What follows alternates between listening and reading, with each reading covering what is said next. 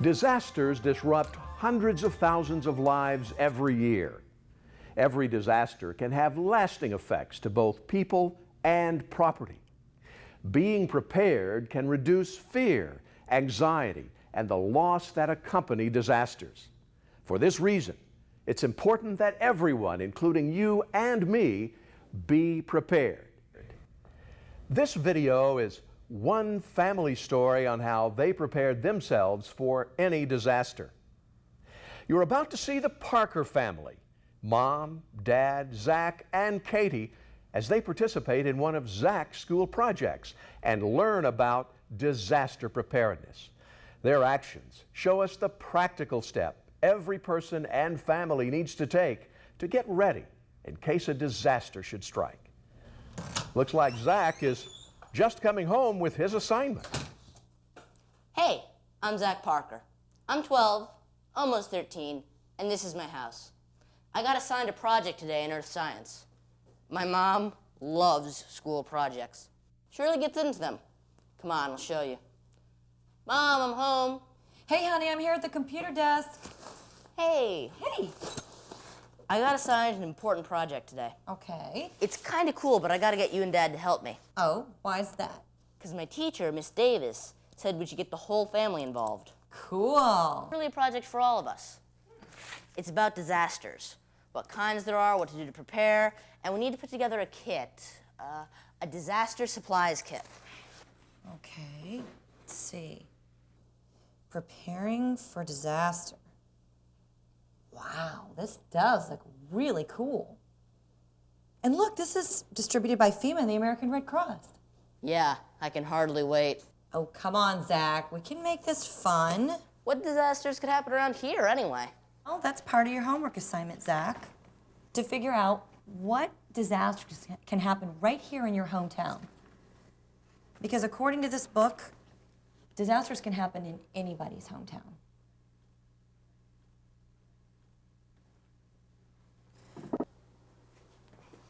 Okay. Well, you know what? According to your teacher in this plan, there are 4 following easy steps that we need to do. All right? So, number 1, we need to get informed. Number 2, we need to make a plan. Number 3, we need to assemble a kit. And number 4, we need to maintain the kit. Okay. Okay? So, look here. She even lists some places that we can get information. Yeah, the local chapter of the American Red Cross and our local emergency management office. Exactly. But look down here. Before we even get started, she wants you to write down why you think she's given you this assignment. What do you think she wants you to learn from this? Well, first of all, she said it was important to know what disasters could happen around here. And And that if you got ready, you could protect your home, right? keep your family safe, even your pets. Exactly, Zach. You know, there looks like there are some really simple things that we can do to prepare for a disaster. And I really think that your dad and your sister can help us out with this too. This looks like a very, very cool project. You know how much I love school projects. Great, a little quality family time. Oh, come on, Zach. And it even says here that you get to make a presentation to your class. No way. Oh, come on, Zach, you're gonna do great. You know that. Where's that list again? Here you go, honey. Okay. First step is to get informed. Okay. You know, my teacher said that the Red Cross and the Emergency Management Office would have maps and stuff. Great. Let's see, where is it? Ah, here it is. The Emergency Management Office. Okay, Zach, what's the telephone number? We'll go ahead and call him.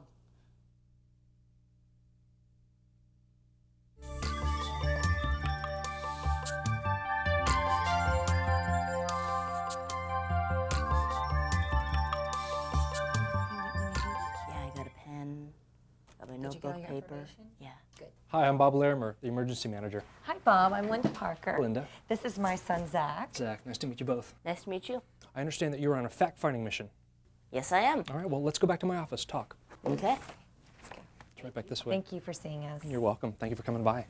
Well, Zach, how can I help you? Well, I wanted to ask you some questions about our community so I could put it in my family's disaster plan. Okay, shoot. Okay, well, what disasters could happen here? Well, our community is impacted by a lot of different disasters. Floods, fires, thunderstorms, tornadoes. Oh, and remember when we had that train derailment last year that spilled all that hazardous material? Zach, that was a really good question. You know, it's important that we know about hazards that happen in our area, but it's also really important that we know about hazards that happen in places other than here. Really, why is that necessary? Well, Linda, because the hazards that happen in the places where you travel on vacation or maybe have business trips may or may not be the same as those that we face right here. But isn't that a lot to remember? You're right, Zach, it really is, but I guess the good news is that a lot of the steps that you take to prepare for one disaster or one hazard are the take to prepare for other hazards. All right, I've got this guide. I'd love for you both to bring it home, take a look at it with your family. This guide has a lot of the same information that you have in the booklet that you brought with you, but also has protective actions to take for very, very specific hazards. Yeah, look, it's even got pictures and maps and everything. Very nice. Yeah, but how would we know if something's about to happen? That's a good question too, but you already know something about warning systems, Zach. Think about when your fire alarm goes off at school. Oh, yeah. In fact, we just had a drill the other day. Well, you know, our community uses a variety of different warning systems. Local radio and television stations often warn of bad weather, which may even close your school. Oh, yeah, I like that. But we also use, you know, the internet, we use pagers, we use cell phones as part of our warning system as well. You know, sometimes we even find it necessary to go door to door to warn people, like during that train derailment last year. We also recommend that each family have a NOAA weather radio that has a tone alert feature. What's a NOAA? Well, NOAA stands for National Oceanic and Atmospheric Administration. See, they operate a nationwide network of radio stations broadcasting continuous weather information. Bob, I was thinking about evacuations. Okay. What are our community's plans for evacuations? Well, Linda, we often try to find routes that we can take, and we try to use the same routes, but as you know, quite often that can change. So it's really important that we listen to the radio or television for specific instructions as far as which routes to take and also where we can find shelters for emergencies. All right. Does that make sense to you guys? Yeah, it does. Okay. Now, we've spent a lot of time talking about plans for our own community, but it's really important that you find out what emergency plans are in place, say, at Zach's school or even places where you work, Linda. That is a very good point. You know, I guess it is very important to make sure that all plans work together. It really is. Bob, thank you so much for taking time to see us. I really appreciate it. It's my job. And you know what? Keep in mind that the American Red Cross and other disaster service organizations have a lot of information that can help you as you put together your plan for your family. Just feel free to call on any of us. Okay. I guess we are making progress. We sure are.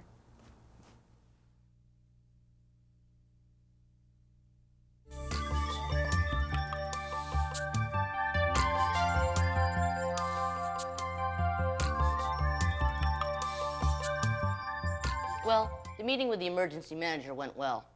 We learned a lot about hazards, warning systems, and evacuations. I needed a break after Mom and I went over all that stuff with the rest of the family. Well, time to get back to it. Hey, Zach. What's next? Well, looks like next we have to put together an emergency communications plan. Wait, what's that? It's a plan on how to communicate with one another during an emergency. What does it look like? Well, according to this booklet, you can find a sample form for recording this information at ready.gov or at redcross.org. And look, there's one right here in the Are You Ready guide. Looks pretty simple. We could even use a blank sheet of paper if we had to. Well, whatever we use, here are the basics it needs to cover. We need contact information for family members at work, school, cell. Hey, sounds like I might get a cell phone out of this. Oh, we also need an out-of-town contact to call and let them know where we are and that we're safe. Why do we need that? Well, sweetie, it could be hard to get through on local phone lines after a disaster. For instance, you all might not be able to get through to me at work, so it's good to have an out-of-town contact. Like Nana. She would be our out-of-town communication link. Well, we also need to establish some sort of meeting location in case we get separated during an emergency. And we need the contact information for emergency services such as fire, police, and the nationwide poison control hotline. Well, whoever's going to do it, there are cutout forms in the back of the Are You Ready guide, which should make things real simple for you. Okay, let's get to work filling this in.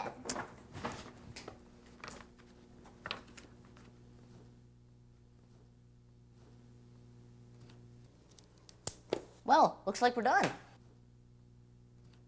Well, it didn't take too long, did it? But now, remember, we're going to have to make sure that we update this plan whenever the information changes. That's right, kids. I mean, like, Katie, the phone number is going to be different next year when you change schools. So here's what I'm going to do. Now that we're finished, I'm going to go ahead and post this by the phone, just in case we need it. Good idea. Hey, it says here we should do a wallet-sized version to carry with us. Linda, didn't you say there were cutouts in the back of the guide? Yes, honey, they're right there. Yeah, here they are. Well, who's gonna make these up? If you do it, I'll do your dishes. 2 times? Deal. Hey, didn't I see something in the book here on what to do with your pets in the event of an emergency? You know, I did. Here it is right here. All right, it says, families should call their vet, their animal control office, or an animal shelter ahead of time for information and advice. Wow, this is really, really good information. Also, if an evacuation is necessary, find out which hotels and motels take pets. Pets are not typically allowed in emergency shelters with the exception of service animals. Mommy, is that because somebody could be allergic or scared or something? Well, I would think so, honey, but also because of health and hygiene. And what's a service animal? Well, it's like Aunt Becky's dog, a seeing eye dog. So we need to be sure to have up-to-date veterinarian records to prove the pet's vaccinations are current. Each pet should have proper ID, and the family should gather pet supplies, food, water, and medications. A pet carrier and leash are a must.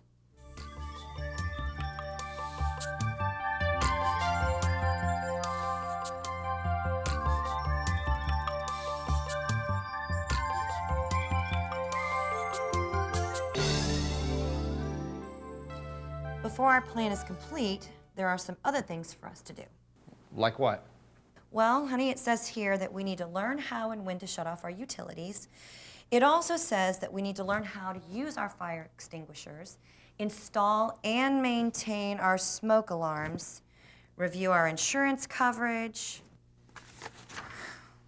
Gosh, what about all my family files? Oh, well, those are important things. We have to store things like insurance policies, passports, all of our deeds, titles. All of that stuff has to be put in a safe place somewhere away from the house, like a safe deposit box. And most importantly, we have to keep copies of all of those documents in our disaster supplies kit. What in the world is a disaster supplies kit? It's a good question, actually. Zach, what does it look like? How big is it? Like a first aid kit? It's bigger than a first aid kit, but first aid items go into the kit. It's a container, it might even be 2 containers, that hold supplies your family would need to survive for 3 days. You know, stuff like food, water, a battery-operated radio, and a flashlight. Hey, can we make one of these up tonight? Well, that sounds like step number 3. Assemble a kit. Yeah, hey, this project is going pretty good, huh? Zach, this project is going very well. Thanks to you, pal.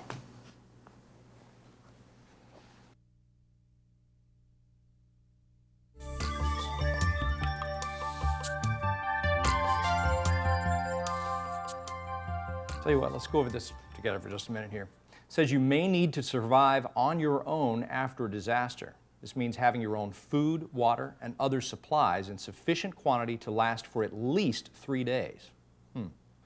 Local officials and relief workers, I guess that's police, firefighters, EMTs, that sort of thing, will be on the scene after a disaster, but they may not be able to reach everyone immediately. You could get help in hours, or it may take days. So we need to be prepared for that. Yeah. Hey, give you a little pop quiz here. Can you name any of the services and things we might have to do without during a disaster? See how much you know. Maybe stuff like our water, All right?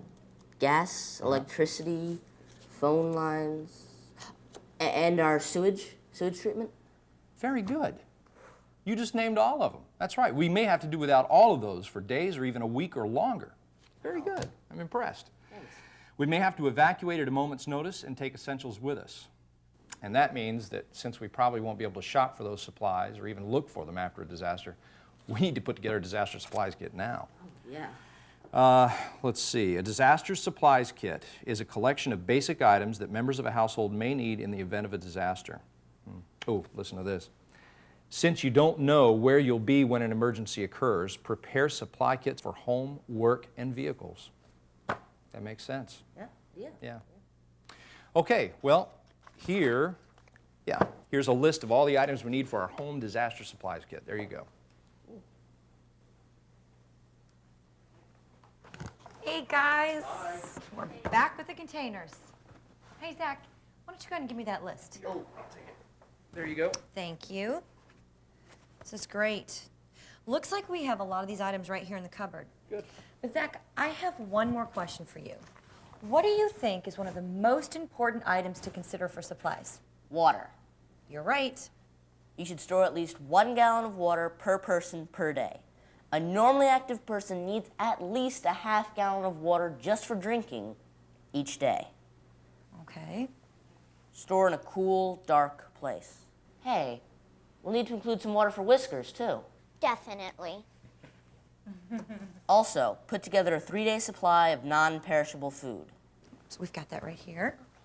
Okay. And it says that we should try and avoid foods that'll make us thirsty. Okay. Choose salt-free crackers. Here. Good. Okay. Thank Whole you. grain cereals. Oh, And we've got that here. And canned foods with high liquid content. Right. Hey, we'll need to include a manual can opener, too. Use foods before they go bad and replace them with fresh foods. Change stored food and water supplies every 6 months. Be sure to write the date you store it on all the containers. I can handle that job. Rethink your needs every year and update your kit as your family needs change. Next year, I'll be eating more, Katie will be eating more. And I'll be eating less, I hope. Now we should also keep items in airtight plastic bags and put the entire disaster supplies kit into 1 or 2 easy-to-carry containers. Right here. that. Okay. Wow, this is a lot of stuff. I've seen you eat that much food in one weekend. You know, it does feel pretty good, though, to get all of our food supplies in order. It really does. Of course, this isn't everything. We still have to worry about, what, flashlights, batteries, radios, that sort of thing, but we'll get to that later on. Okay.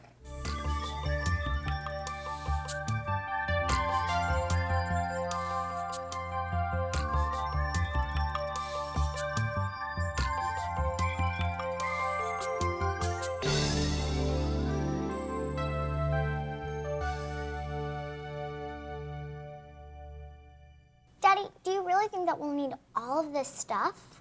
I hope not, sweetie, but it's always a possibility. If a disaster does strike, though, this family is going to be as prepared as possible. Yes, we will. Let's get this stored away. Daddy, you can put all of the water in here. That's right. Cool, dark place, right? Yeah.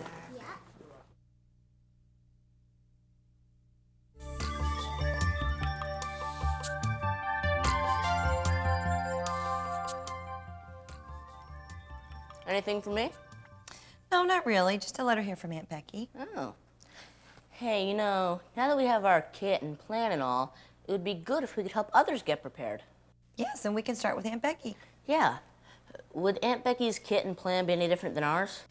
Well, I would assume that it would be somewhat similar to ours, but because she's blind, it probably have a few differences. You know, we can go talk to our friend Karen. She's disabled, and she also volunteers for the American Red Cross. Yeah. I'm gonna give her a call right now. Road trip. Good to see you both again. Please, come in. Karen, it's so good to see you too. You remember my son Zach, don't you? Yes. Hi, Zach. Hi, how are you? Good. Yeah, my mom says you might be able to help us with something. I have a school project that's all about preparing for disasters. Now, my family put together a plan, and we also put together a disaster supplies kit, but now we need to help my Aunt Becky get prepared. You see, my sister Becky, she's got a disability. She's blind. I'd be glad to help. I have something here that I think could help her. Oh, thank you. Preparing for disaster is everyone's personal responsibility, but for the millions of Americans with disabilities, emergencies can present a real challenge. Part of my work as a volunteer with the American Red Cross is to help senior citizens and persons with disabilities get prepared. And one of the tools that we use is this booklet, Preparing for Disaster. It is produced by FEMA and the American Red Cross, and it gives a step-by-step process to helping her get prepared. Yeah, this is good stuff. It will be very important for her to set up a personal support network made up of trusted individuals where she spends her time. My support network is made up of my family, neighbors, friends, and coworkers who can assess my capabilities, know what I would need help with, and be available within minutes. I don't really depend on one person because they may not be available when I need them. It would also be important for her to create a personal assessment. What's that? That would be a list of her needs and her things that she would need help with before, during, and after a disaster. The booklet that I gave you can provide you with the questions that would guide her through the assessment. Wow. You know, Zach, just imagine if Aunt Becky lost the power in her elevator and couldn't get out of her building, or Nemo, her dog. What if he got injured and couldn't help her? Yeah, I never thought about that. Well, you know what, Zach? We're going to go see her in 2 weeks, and we are definitely going to take this booklet with us. Karen, thank you so much for letting us come and talk to you. I really appreciate it. Thank you for coming.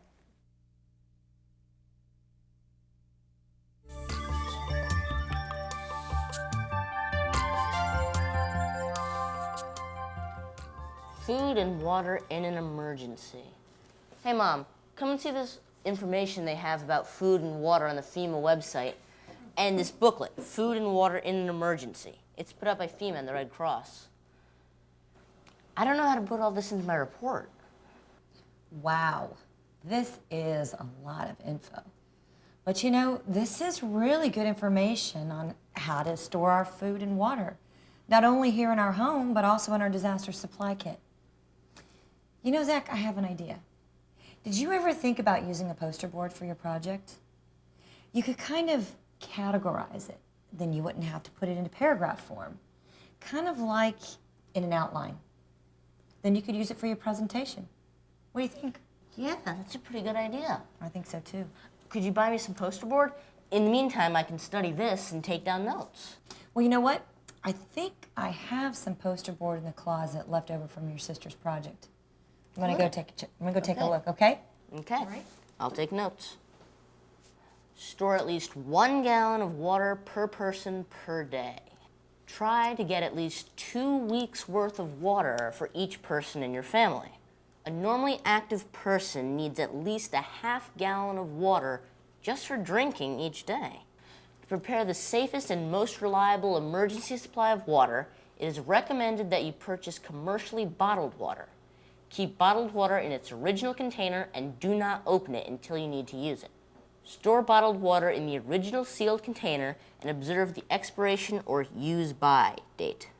If you are preparing your own containers of water, it is recommended to purchase food-grade water storage containers, or you can reuse 2-liter plastic soda bottles. Preparing containers. Thoroughly clean the bottles with dishwashing soap and water and rinse completely so there is no residual soap. Additionally, for plastic soft drink bottles, sanitize the bottles by adding a solution of 1 teaspoon of non-scented liquid household chlorine bleach to a quart or a ¼ gallon of water. Okay? So swish the sanitizing solution in the bottle so that it touches all surfaces. After sanitizing the bottle, thoroughly rinse out the sanitizing solution with clean water. Filling water containers. Fill the bottle to the top with regular tap water. If your water utility company treats your tap water with chlorine, you do not need to add anything else to the water to keep it clean. If the water you are using comes from a well or water source that is not treated with chlorine, add 2 drops of non-scented liquid household chlorine bleach to each gallon of water. Tightly close the container using the original cap. Be careful not to contaminate the cap by touching the inside of it with your fingers. Write the date on the outside of the container so you know when you filled it. Store in a cool, dark place. Here are your poster boards, honey. Oh, thank you. So, how's it going? Pretty good. Good. All I need to do now is outline food supplies. Fabulous. You keep working, okay? I'm starving. By the way, honey, dinner will be ready in 10 minutes. Cool. The following are things to consider when putting together your food supplies. Avoid foods that will make you thirsty. Stock canned foods, dry mixes, and other staples that do not require refrigeration, cooking, water, or special preparation. Be sure to include a manual can opener. Managing food supplies, safety and sanitation, things to do. Keep food in covered containers. Keep cooking and eating utensils clean. Keep garbage in closed containers and dispose outside, burying garbage if necessary. Wash hands frequently with soap and water that has been boiled or disinfected. Use only pre-prepared canned baby formula for infants. And here is the list of don'ts. Don't eat foods from cans that are swollen, dented, or corroded, even though the product may look safe to eat. Don't let garbage accumulate inside for both fire and sanitation reasons. Don't eat any food that looks or smells abnormal. Well, no joke. Zach, dinner. Perfect timing.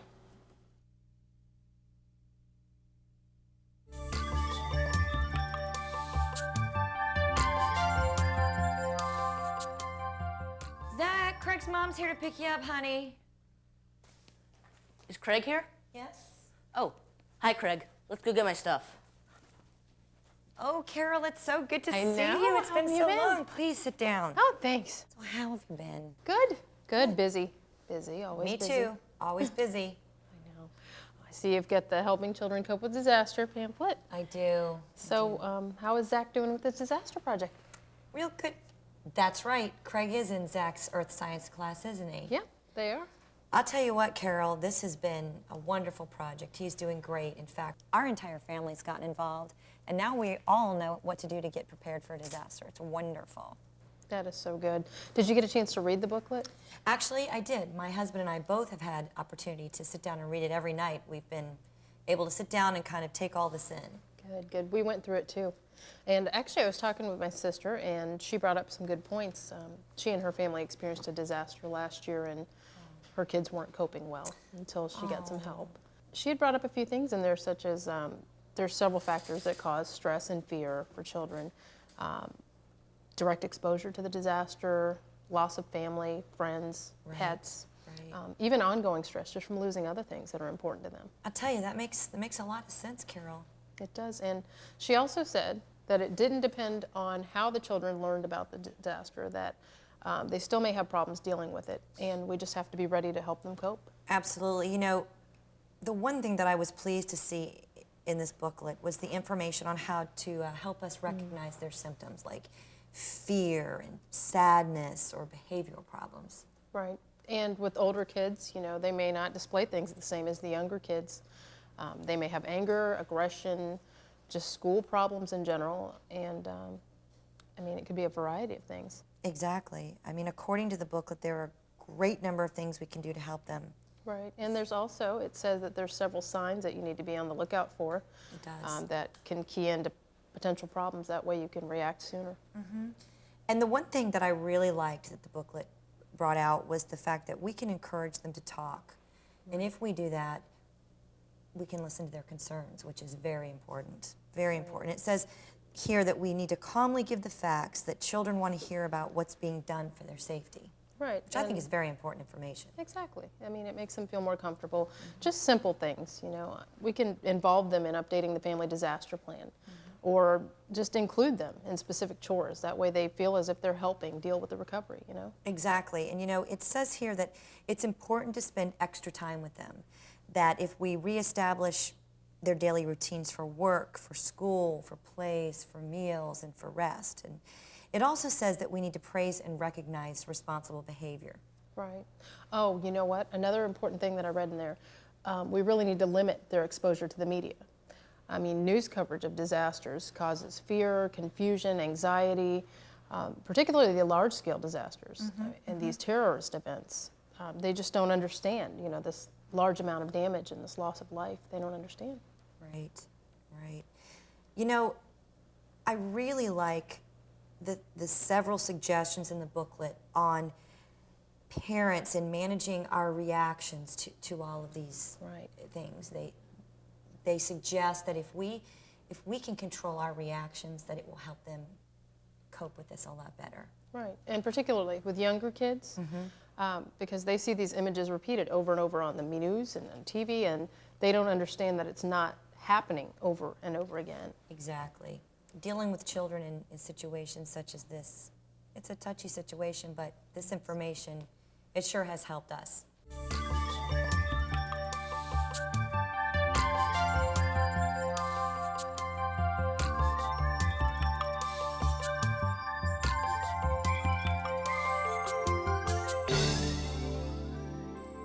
I'm ready. It's a really great resource, and I'm glad the school gave it to us. Yes, I am too. Okay, boys, in the car. I'm so good glad to we see got you. to talk to each other again. Oh, by the way, I'll have Zach back about 6:30. Great, thanks. Okay? All right, See I'll you, see you soon. boys.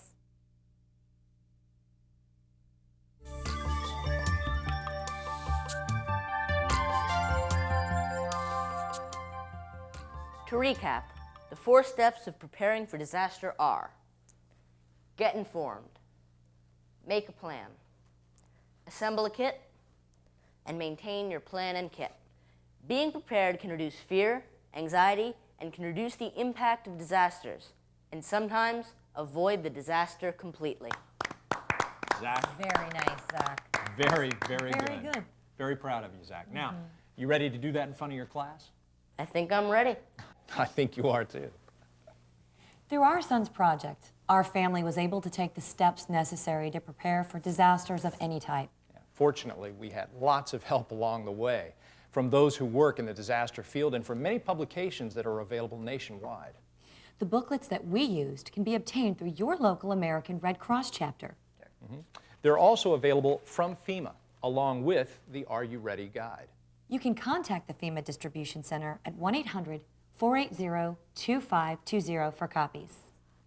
Every American can and should do their part to be better prepared and better protected, and to help their communities do the same. Absolutely. I mean, our family just volunteered on our Community Emergency Response Team. That's right. It's also known as CERT. Right now, our team is learning how to provide immediate assistance to victims. And we're learning how to assemble information to give to first responders as soon as they arrive on the scene. CERT is a part of the Citizen Corps program, which helps to ensure that you have a safer home, community, and neighborhood to live in. To find out more about Citizen Corps and their programs and who the point of contact is for your local area, just visit their website at www.citizencorps.gov. You see, the American Red Cross and other volunteer organizations provide vital services before and during times of disaster. And the demands for their services are great, and they continue to grow. Absolutely. And the ability for them to continue the level of service to help your community really depends on volunteers like you and like us. Right. To find out more about their programs and how you can help, just contact your local chapter of the Red Cross organization or any other nonprofit disaster relief organization or even your local emergency management office. Even the kids are lending a helping hand. That's right. Yeah, we raised money and are using it to buy stuff for disaster supply kits for those who can't. Yeah, we wanted to get involved and lend a helping hand to others. You know, we are sure that your family, like ours, is very, very busy. But you have to remember that it is so important to be ready and really to help others be ready as well. Just remember to get informed, make a plan, assemble a kit, and maintain your plan and kit. That's right. Which means there's only one thing left to say. Are you ready? Nice job. As mentioned in the video, there are a number of places to find support and information on preparing for disasters. Like Zach and his mom, you could also begin your plan with a visit to your local emergency management office to gather information about hazards and readiness in your community. Share what you learn with family members and let that be the starting point for your family's disaster plan. remember to take the steps that Zach outlined. Get informed, make a plan, assemble a disaster supplies kit, and maintain the plan and kit. Pay close attention to the guidelines for storing and maintaining food and water. Also, be careful to take into consideration the extra steps required for people with disabilities or other special needs. And like our 2 soccer moms, be aware that children of all ages will react differently during a disaster. If your family includes children, learn how to help them cope with disaster. And remember, reach out and help others prepare so that when a disaster strikes, we are all able to say, yes, we are ready.